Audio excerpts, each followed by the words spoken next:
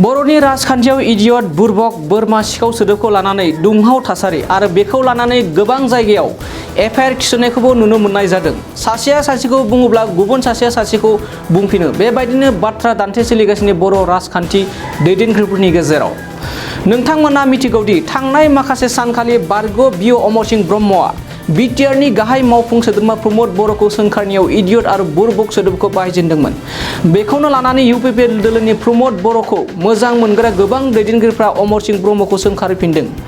आरो बेबायदिनो बिटिआरनि एम राकेश ब्रह्मआबो बारग' अमरसिं ब्रह्मनि सायाव गोख्रोङै फिनजाथाय होदोंमोन। आरो बे फिनजाथाय होनायाव एम राकेश ब्रह्मनि खुगानिफ्राय बिपिएफ दोलोआ मानसि बुथारग्रा दोलो होननानै बाथ्रा ओंखारदोंमोन।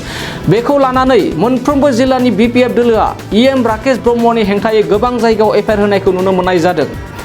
बाथ्राया जाबाय अमरसिं ब्रह्मनि प्रमद बर'नि सायाव सोंखारिनानै बायदि सोदोब बाहायनायखौ राकेश ब्रह्मआ मोजां मोनाखै आरो राकेश ब्रह्मनि अमरसिं ब्रह्मनि सायाव माखासे बाहायजाथावै बाथ्रा बाहायनानै फिनजाथाय होफिननायखौ बिपिएफ दोलोनि दैदेनगिरिफोरा सहायनो हायाखै।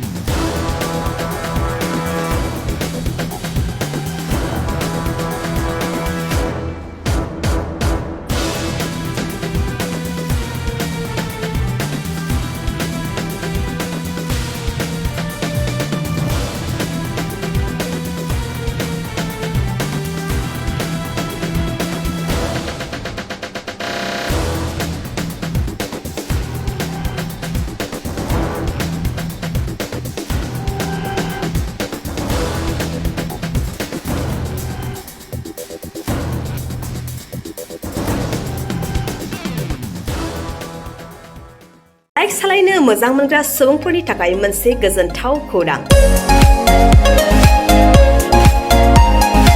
जोबोद खम बेसेनावनो लननि गेजेरजों बाइक लानो हागोन। क'क्राझार जिल्ला सेरफांगुरियाव थानाय पंका एन्टारप्राइजआव मोनसे गोदान खाबु लाबोदों। फैगौ 30 आगस्तनिफ्राय 2 सेप्तेम्बरसिम पंका एन्टारप्राइजआव लन मेला खुंफुंगोन। बेनि गेजेरजों नोंथाङा बाजाज कम्पानिनि गुबुन गुबुन रोखोमनि गोदान बाइकफोरखौ जोबोद खम डाउन पेमेन्ट होनानैनो लनाव लानो हागोन। बारा नङा, गासै 10,000 डाउन पेमेन्ट होनानैनो नोंथाङा बाइकखौ मोनफुंनो हागोन। जोबोद खम बिबांनि सुदआवनो गारिफोरखौ लानो हानायनि खाबु मोनगोन। बाइकजों लोगोसे बेसेन नाङाजासे हेलमेटबो मोननो हागोन। 1,000 रांजों नोंथाङा बुकिं खालामग्रोनानैबो दोनहरनो हागोन। बेजों लोगोसेयैनो नोंथांनि गोजाम जानाय गासैबो रोखोमनि बाइक स्कुटिफोरखौबो सोलाय सोल' खालामनायनि खाबुखौबो मोननो हागोन। गोबांथार मिथिनो थाखाय 9101547892 आरो 60038171991 जानबुं अनजिमायाव जगाजग खालामहरनो हागोन।